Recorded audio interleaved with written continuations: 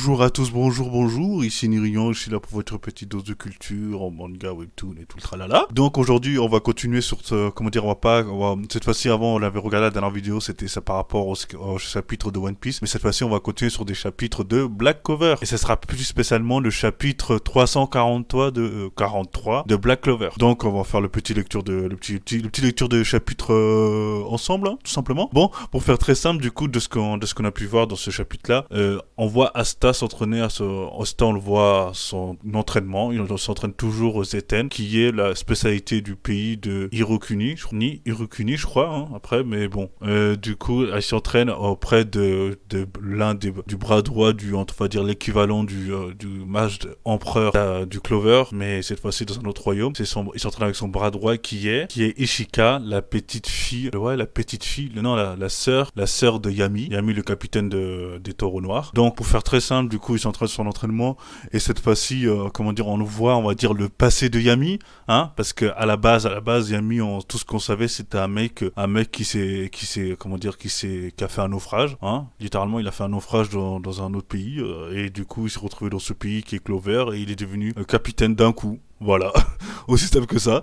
Et du coup, on sait pas d'où il vient, de qui il est exactement, etc. Et en fait, on se rend compte qu'il vient de ce royaume où Asta où il est actuellement. Et on se rend compte que la fille, la sœur de Yami, la déteste, et déteste Yami tout simplement parce qu'il a tué tout son clan à la Itachi, quoi. Bref, c'est vraiment la Itachi par contre, ça. C'est incroyable. Enfin bref, du coup, elle la déteste. Et là, dans ce scan-là, dans le scan actuel, il y a une confrontation qui est faite parce que Asta ne veut pas admettre que Yami a tout simplement tué toute sa famille. Et elle dit que si, oui, il dit comme ça.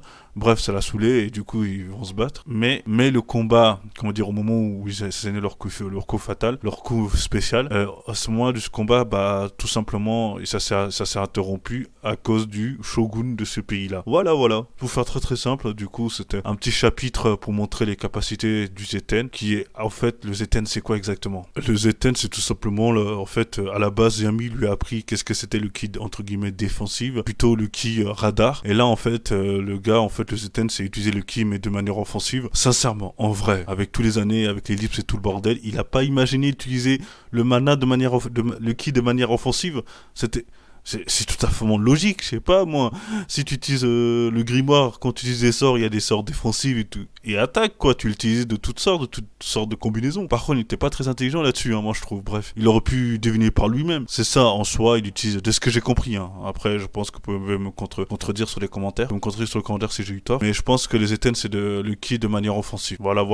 Donc, pour finir ce chapitre-là, ils ont assigné tous deux étaient interrompus, leur coup fatal était interrompu à cause du shogun actuel du pays. Ils allaient tous deux assigner leurs Zeten au maximum. Et de ce que j'ai compris, tout simplement, Asta, en fait, si tous deux auraient eu chacun attaquant ensemble, si leur coup qui à la base voulait se porter tous les deux et arriver au bout, Asta serait mort alors qu'il est, parce qu'ils ont déduit que son Zeten n'était pas suffisamment puissant, suffisamment entraîné pour combattre celui de Ishika. Voilà, la fille, la sœur de Yami. Bon, bref, pour faire très très simple, là on voit à la fin que le shogun actuel, qui a la capacité, de ce que j'ai compris, qui peut voir l'avenir un peu vite. Ouais, je crois que c'est ça, hein, de son œil, il peut voir. Et soit il voit à la naine, comme dans Hunter x Hunter N, il y a une sorte d'aura autour du royaume et qui voit qui rentre, qui sort. Soit il voit l'avenir, soit il détecte rapidement avec son œil. Enfin bref, il a vu évidemment un ennemi emblématique maintenant. Hein. Il a vu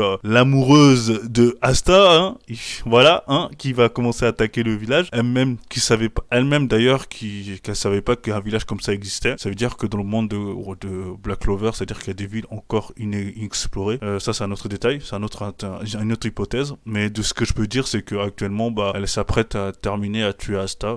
On va voir où ça va mener tout ça. Peut-être on va voir les capacités réelles du shogun. On va voir les capacités réelles de la garde rapprochée du shogun. Que je dis que la garde rapprochée, elle est nulle. Hein. Elle est vraiment nulle. Ils sont pas charismatiques. Ils sont nuls à chier, je trouve.